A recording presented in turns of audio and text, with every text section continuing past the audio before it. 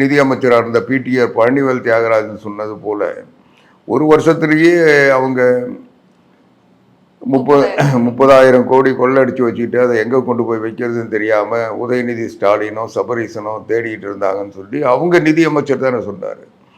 அது பொய்யானா இவங்க அவர் மேலே வழக்கு ஏதாவது நடவடிக்கை எடுத்திருக்கணும். குறைஞ்சபட்சம் அவர் அமைச்சரவையிலேருந்து அதை நீக்கி இருக்கணும். அல்லது அந்த செய்தி தப்புன்னு சொன்னால் அந்த செய்தியை வெளியிட்டவங்க மட்டும் நடவடிக்கை எடுத்திருக்கணும், வழக்கு தொடுத்திருக்கணும். எதையுமே செய்யறல்ல.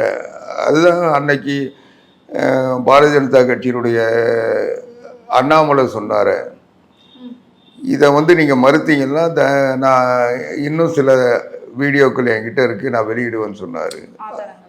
அதுதான் சவுக்கு சங்கரும் அதை தான் சொன்னார். சவுக்கு சங்கர் சொன்னார், தைரியம் இருந்தால் நீங்கள் என் மேலே வழக்கு போடுங்க, நான் சந்திக்கிறேன்னாரு. அவங்க அதோட அமைதியாயிட்டாங்க.